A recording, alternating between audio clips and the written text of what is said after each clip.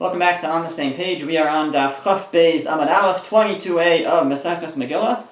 We are starting from 14 lines from the bottom of the page.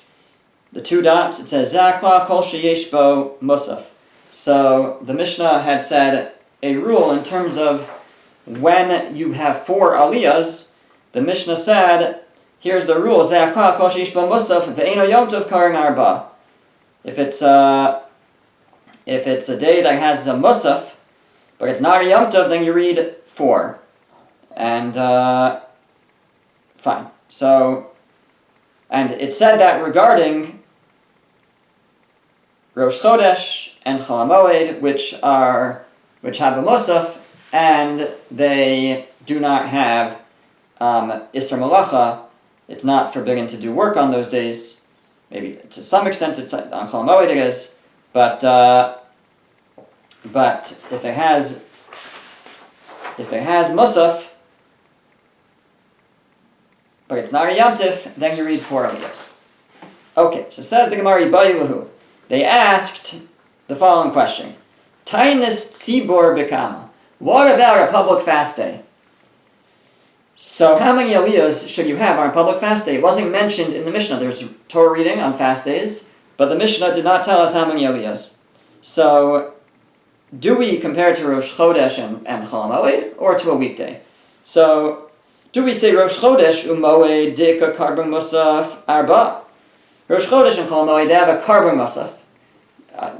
They have a musaf offering, and corresponding to that we have a tfilas musaf, a musaf prayer. So that gets 4 aliyahs. Aval hacha, but on a fast day, deleka karbon musaf, there's no karbon musaf on fast days, there's no musaf tefillah on fast days. Lo, it doesn't get 4. That's one possibility. And you only read 3, just like a regular weekday. Odilma, or maybe, hachanam yika musaf tefillah. On a fast day, there's also an added tefillah. What's it referring to? It's referring to the bracha of Anenu. So there's a bracha added to Shemona Esrei. In the morning at Shacharis, only the chazan, well, I guess in both Shacharis and Mincha, the chazan is the only one who adds in a full bracha of Anenu. But at Mincha, everybody adds Anenu into their Shema Koleinu blessing. There's an additional, there is an addition to the davening, so maybe that's like Musaf. And they also should get 4. Says the Gemara, let's try to figure this out. Tashma, come and listen. The Mishnah said, B'Rosh Chadashim Chol HaMoed Karin Arba. On Rosh Chodesh and Chol HaMoed you read 4. Ha'batayis Tibur. The implication is that other days, like on a fast day, a public fast, Gimel, it's only 3. So that part of the Mishnah implies that it only mentions Rosh Chodesh, and Chol HaMoed is having 4, implies that a Tainis Tzibor, a fast day, would have 3. But Ema Reisha. But what about, let's take a look at the Reisha. Let's take a look at the first half of the Mishnah. It said, B'Sheni u'V'Chamishi u'V'Shabbos b'Mincha Karin Gimel. On Monday and Thursday, and on Shabbos Mincha, you read 3, implying Habatayis Tzibur Arba. But on a fast day, the implication is that you read 4, not 3, because they're mentioning it in the list of 3. So we have conflicting implications. On the one hand, it says Rosh Chodesh Chol HaMoed 4, implying fast days 3. On the other hand, it says weekdays and Shabbos Mincha 3, implying fast days 4, because it doesn't say it there. So it says the Gemara, you can't derive anything from the Mishnah because there's conflicting inferences. Okay, Tashma, come and listen. Derav Ikla Bavel B'Tainis Tzibor. So we're going to try to bring a proof from the following occurrence, the following story, that Rav once went to Bavel on a fast day. Kam Kara B'Sifra, and he got up to read from the Torah. He got an aliyah. Pasach Baruch, when he began his aliyah, he made the opening blessing. Chasim v'lo baruch, but when he finished, he did not make a bracha at the end. Additionally, naful kuliyama an payu, everybody there fell on their faces, did nefilas at times, they did tachnun, but it seems here they actually maybe even fell on the well, okay, they put their head down. It could be even on the floor, but they put their heads down like we do for Tachnun. But Rav did not fall on his face. He didn't put his head down for Tachnun. Now that we're going to leave aside. The Gemara is going to come back to that part of the episode later and try to figure out what was going on with that. But in terms of the first part, so it said that Rav got an aliyah, he read the opening blessing, but when he finished, he didn't read the closing blessing. So ask the Gemara, Mechti, let's examine this. Rav Yisrael Kara. Rav was not a Kohen. He wasn't a Levi. He was a Yisrael. So he got the third aliyah. So my time chasam v'lo baruch. Again, we said this was a fast day. It was a Tainis Tzibur. Why did he not read a closing blessing at the end? Lav mishum debayu lemikri achrina basrei. Isn't it because somebody else was getting aliyah after him? Which means there were 4 aliyahs. Because why would Rav not do the closing blessing if he was the last one? So it must be he wasn't the last one. He was the third one. We know he was at least the third one because he was a Yisrael. And so it must be, if he didn't read the closing blessing, that there was one more aliyah to come afterwards. So you see, it's a proof that on a fast day, you're supposed to read 4 aliyahs. Says the Gemara, no, that's not what happened. Rav bekahani kara. Rav was called up for Kohen. But he wasn't a Kohen. But he was the leader of the generation. He was the Gadol Adar. He was the great leader of Bavel, and therefore it's fitting that he be called up for the first aliyah. Daha Rav Huna kari bekani, because Rav Huna did. Rav Huna also wasn't a Kohen, and he got the Kohen aliyah, because that can be done for somebody who's very, very great. So there's no proof that there's a 4th aliyah, because the reason why Rav didn't close after his aliyah was because he wasn't the 3rd aliyah, he was the 1st aliyah. And so there's more people to come after him. And like we learned in the Mishnah, it seems to be going at the time when only the first person would read the first bracha, and the last person would read the last bracha. And Rav was the first, he wasn't the last.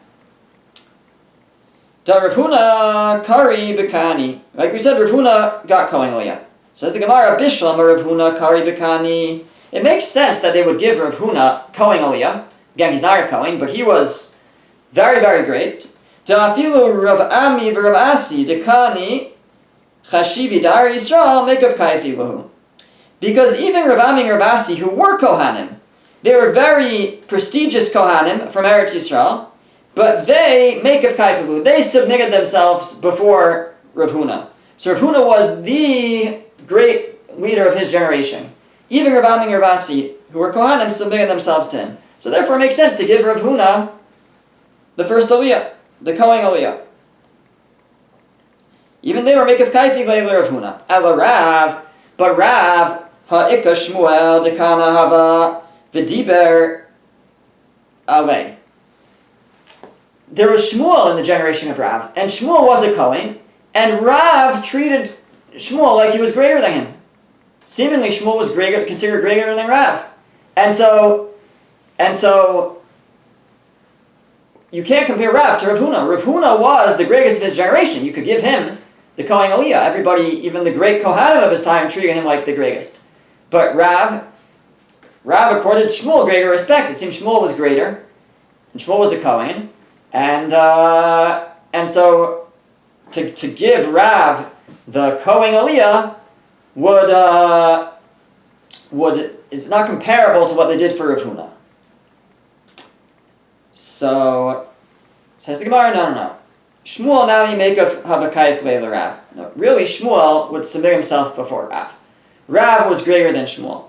The Rav hu da'avad le'kavod. Rav treated Shmuel like he was great. He gave him honor. But really Rav was greater. V'chiyavid le, and when did he do this? Bifanav, if he was there with him. But shalo bifanav lo avid le. But if he was not with him, then he didn't have to accord him that kind of honor. And Rav could acknowledge his role as the leader of the generation, and could accept a Kohen aliyah even though he wasn't a Kohen, just like Rav Huna could. Well, if he was around Shmuel, then he wouldn't have done that, because I'm not the greatest, Shmuel's the greatest. That's the kind of honor he accorded Shmuel. But when it was just him there, then he was willing to accept that aliyah. And Hachinami Mistaber, really it makes sense what we're suggesting, that Rav got the first aliyah, de Rav bekan yikara, that he was reading the Kohen aliyah, de Yisauka daitach be Yisrael kara, because if you would think that he was the third aliyah, which is what we originally tried to suggest, lifaneh my time baruch. Why did he make a bracha before? We said Rav got up for his aliyah, he read the opening bracha, but he didn't read the closing bracha. If he's the third aliyah, why is he reading the opening bracha? Only the first person reads the opening bracha. So it's very logical to suggest, based on that he was actually the Kohen aliyah. And therefore there's no proof. Again, we were trying to prove. We said, Rav's Yisrael, he must have had the third aliyah, and he didn't close, which means somebody must have been coming up after him, there must be a fourth aliyah on our fast day. We're saying no. Rav could have been the first aliyah, and it makes sense that he was because he read the opening bracha. So the Gemara says, no, not necessarily. La'achar takana.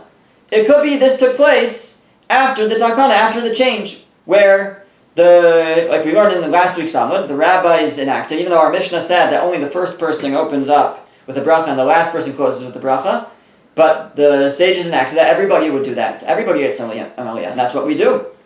So this was after the takana. So the reason why Rav read an opening bracha was because even it could be he was Yisrael, and he still read the opening bracha because this was after the takana. So if that's the case, if it's after the takana, after the enactment, so then he should have made a bracha afterwards. If this is after the takana, everybody makes a bracha before and after, then why would Rav have not made, again, we're now suggesting maybe he wasn't the Kohen, maybe he was the Yisrael, and he made a bracha before because it's after the enactment. So why didn't he make a bracha after? That everybody makes a bracha before and after their aliyah. Says the Gemara, Shani heicha de Yosef Rav. Now it's different if Rav's there. Demeyal Aili, because people might come late, but Meipak lo nafki, but they're not going to leave early. Remember, the reason why the sages enacted a takana that everybody should read everybody gets an aliyah should read the bracha before and after is because the concern that somebody might come late or leave early. So says the Gemara, and again, the reason why you make a bracha before, even if you're like the second, third aliyah, is because if somebody came late and doesn't hear you make a bracha, they might think that there's no bracha before. So you have to make a bracha for the latecomers. And the reason why you make a bracha after is because if somebody leaves early, they might think there's no bracha after, because they don't stay till the end. So we want to make sure there's a bracha after each person. So says the Gemara, though, that's normally. But if Rav is there, nobody's leaving early. The great Rav is present, everybody's on their best behavior, nobody's going to leave early, and therefore it wasn't necessary for Rav to read the bracha after because nobody was going to leave early. So it could be, again, we haven't proven one way or another, but it could be that Rav got the third aliyah out of four, and there's four aliyahs. And the reason why he opened with a bracha is because it's after the enactment, where everybody opens with a bracha. And the reason why he didn't close with the bracha was because that wasn't necessary, because nobody was going to leave early, and everybody would be yotze with the last bracha of the fourth person. Okay, but so far we haven't proven what one should do on a fast day. Should it be 3 aliyahs or 4?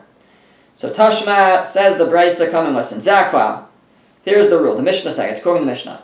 Here's the rule. Kol sheish bo bittul melacha la'am. Any day. Sorry, this is not our Mishnah. This is a Brisa. It says, any day on which there's bittul melacha, meaning that by staying longer in shul, you're going to stop people from being able to go to work. La'am, to the nation. Kigon taingas tzibur, like on a public fast of Tisha B'av, like on Tisha B'av. Karim Gimel, then you only have 3 aliyahs. So, Tisha B'av, there's different minhagim about whether you can work on Tisha B'av or not. So it's talking about somewhere where the minhag was to work. So, and a regular fast day, you're allowed to work. So, since there's bittul malacha, if you stay longer in shul, then people will miss their work. So, we only have 3 aliyahs. V'she'in bo bittul malacha lam, but if there's not a bittul malacha, because people are not going to miss out on work, kigam rashi chadashim v'chol shamoed, like Rosh Chodesh and Chol Moed. Rosh Chodesh, there's an idea, at least for the women, that they shouldn't work on Rosh Chodesh. So it's not like a major bittul malacha, especially for the men. But that seems to be what we're referring to here. And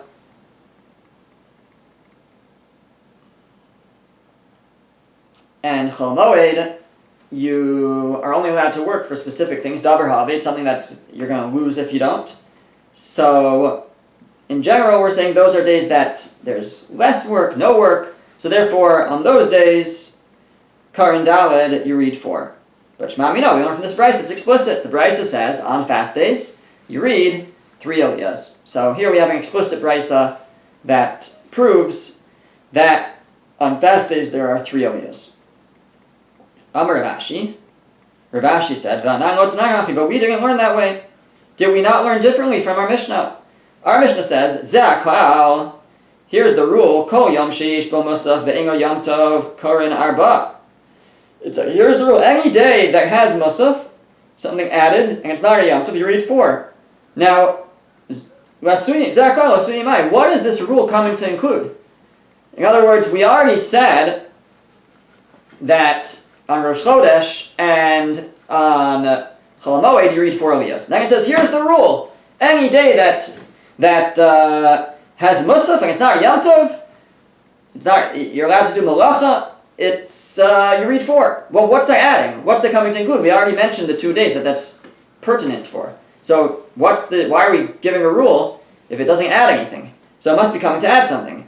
So Lav Lasui Tainas Tibor B'Tisha B'Av, isn't it coming to include fast days and Tisha B'Av?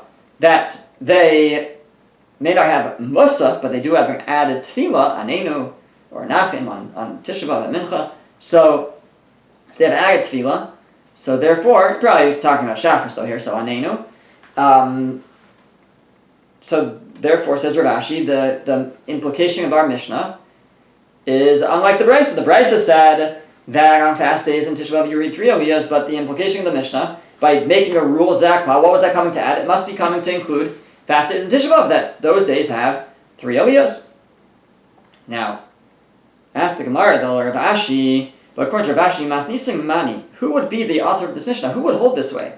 Lo Tanakam v'lo Rabbi Yossi. We have a Brisa that has 2 opinions regarding Tisha B'Av and fast days, and neither of them would fit into this Mishnah if the Mishnah is being interpreted correctly by Rav Ashi. Titania, because we're learning a Brisa. The Brisa says, Chalios b'sheni v'chamishi. If Tisha B'Av falls out on a Monday or a Thursday, Korin Gimel u'maftir echad.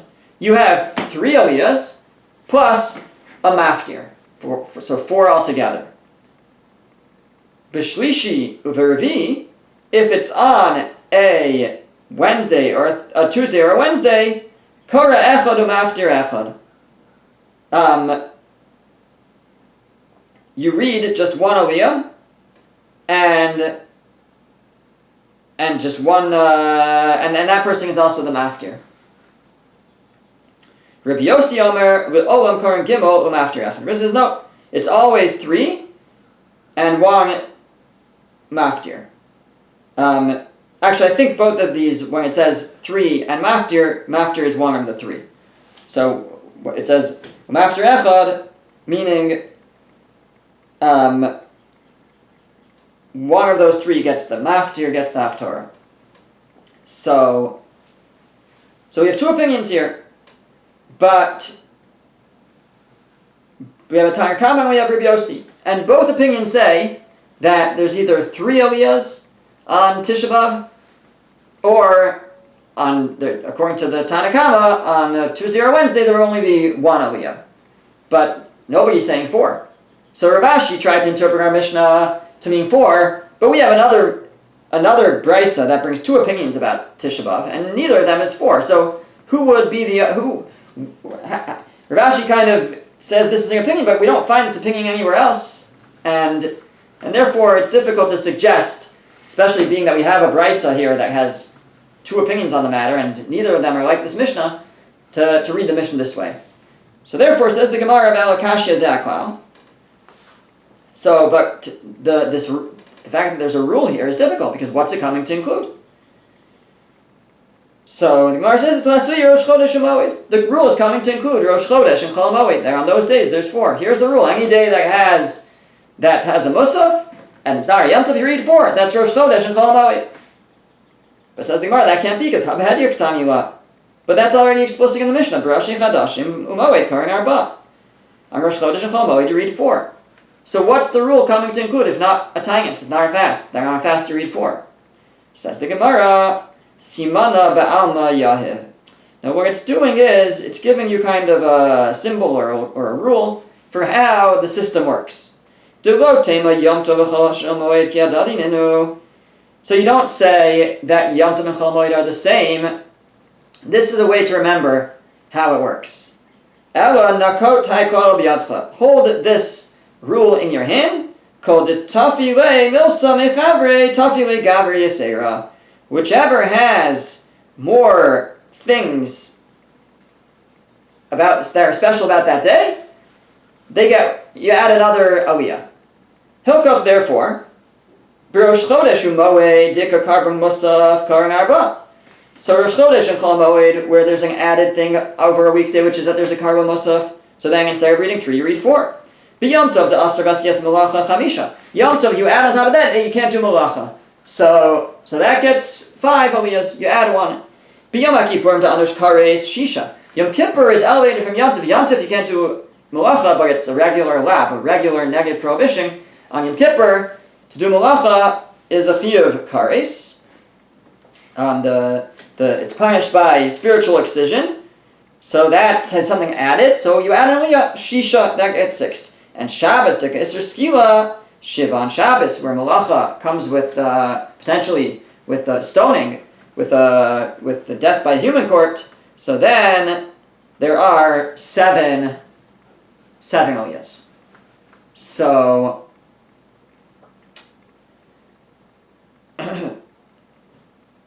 so the Gemara is telling us that the rule is not coming to add new cases. It's really coming to lay down a rule to help us remember how the system works. It said that in Rosh Chodesh and Chol Moed you read 4. And then it said, here's the rule to know kind of how the system works. If it has Musaf, it's 4. And why? So the understanding is because it has something more than a weekday. And now you can understand how it works, that every time there's something added, on Yom Tov where you can't do malacha, it's 5. And on Yom Kippur where the punishment is kares, it's 6. And on Shabbos where it's skila, where it's stoning, it's 7. Every time you add, every time there's something added to the Yom Tov, you add an aliyah. Okay. Now the Gemara returns to the story of Rav, who went to Bavel on a fast day, Gufa. Let's examine that story again, itself. Rav ikol Bavel b'tayas tzibor. Rav went to Bavel, Babylonia, on a public fast. Kam kar b'sifra. He got up and he read from the Torah. He got an aliyah. Pasach baruch. At the opening, he made a bracha. Chasam v'lo baruch. When he finished his aliyah, he didn't make a bracha. That we already examined. Then, nafol kuliyama and payu. Everybody else fell on their faces by tachnon. The Rav will nafal al anpeh. But Rav did not fall on his face. So, my taima. What's the reason? My taima Rav will nafal al anpeh. Why did Rav not fall on his face? So, it seems that, again, like I mentioned before, they didn't just do, for tachnon we just do like that. But they actually, it seems, were prostrating on the floor. So why didn't Rav do that? So we'll explain. Because Ritzba shalabanim haisa, because the floor was made of stone. V'tanya, we have a brisa that says, the pasuk says, "Ve'even maski selosinu ba'artzachem." Hewn stone you should not put in your land. L'shtachavos allowed to bow on it. You can't bow on stone. Now we infer from there, on that you may not bow, ba'artzachem. In your land you can't bow, but you may bow on the stones of the Beis HaMikdash.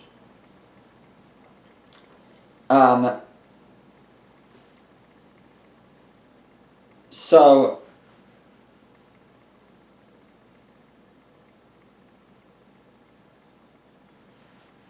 and Kedu'ula and Rav sorry, one second. Fine, and it's going with the teaching of Ula. Ta'amar Ula lo asr Torah al ritzba shel avanim bilvad. That the Torah specifically forbade one from bowing on a stone floor. So that's why Rav would not bow, would not fall on his face on this floor, is because of this pasuk that teaches us that you may not bow on a stone floor. So ihachi, if that's true, ma'ir Rav. Why was it just Rav who wouldn't bow? Afilu kulunami. Everybody else should get to bow also.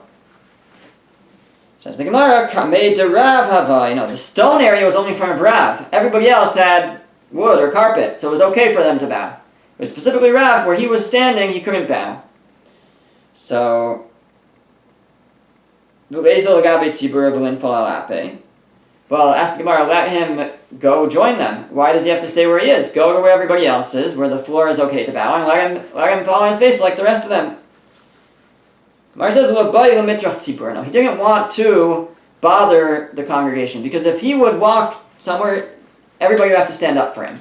So in order to not be matriach them, to not trouble them, he stayed in his place, even though it meant that he wouldn't be able to bow at Tachna. V'baisema, or alternatively you could say, Rav pishut yadayim reglaim hava abid. Rav would do pishut yadayim reglaim, and which is like a full-on spreading out his arms and legs, and it's a full-on bow, prostration, and that's what he was doing, and it seems the Gemara is suggesting that that's what's forbidden on this stone floor. But and ukedu'ula, like Ula teaches, Damar Ula asur Torah al pishut yadayim v'raglayim bilvad. They're only pishut yadayim v'raglayim, only a full prostration of spreading out your arms and legs on the ground. That's what's forbidden on a stone floor, but otherwise it's permitted. So since that's what Rav would do, so Rav didn't do it. But everybody else wouldn't do that. They just do regular bowing without full spreading out of their arms and legs. So therefore, they did it and he didn't. So ask the Gemara, well, just don't do it. Do what everybody else is doing. Why can't he just join everybody else and do a regular bowing, and that way he could do it? Says the Gemara, he didn't want to change his minhag, his custom. This is what he does. And that's his minhag. And apparently, it was the right choice to stick to his minhag rather than change it, even though that would enable him to do what everybody else was doing. He didn't change his minhag. That's one answer. V'bayisema, or alternatively, you could say Adam Chashav Shani. An Adam Chashav, a person of great prominence, is different in that he should not bow the way everybody else is bowing. Why? Like the teaching of Rabbi Elazar. Da'amar Rabbi Elazar, Ein Adam Chashav Rashai Lipol Apanav, Eloin King Nana, Yeshua ben Nun. An Adam Chashav, something of great prominence like Rav, is not allowed to bow down unless he knows he's going to be answered. Like Yeshua ben Nun, T'chsev Vayomer Hashem el Yeshua kum lach. So after Jewish people suffer great losses at Ai, so Yeshua davens, how could this happen? And he falls on his face, and Hashem says, get up. And it seems the pshat here is that Hashem is saying, get up, you're not going to be answered, and therefore you shouldn't be bowing down. Why is he not going to be answered? Because they were being punished for what they did in Yericho. Achan took from the spoils of Yericho, they weren't allowed to. So this was a punishment, and all your bowing isn't going to help. So Hashem says to Yoshua, you have to get up. You should not be bowing since you know you're not going to be answered. And so Rav also, since he, or on the flip side, he didn't know that he would be answered, so it's only fair to bow when a person can be fairly confident at least that they're going to be answered. And otherwise, it's not proper for an Adam Chashav, for somebody of great prominence, to bow, because I guess if they don't get answered, or when they don't get answered, then it doesn't look good. So, the Tosfos says that it's talking about where they're davening on behalf of the tzibur, of the congregation, if they're from the Yerushalmi, but if they're davening for themselves, then it's fine. But this would explain why Rav did not bow, fall on his face like everybody else at Tafnun, because he wasn't confident that he would be answered, and it's not proper for someone of his prominence to daven in such a way without the confidence that the knowledge that his tefillah will be answered. Okay, we'll pick up from here, Be'ezer Hashem, next time.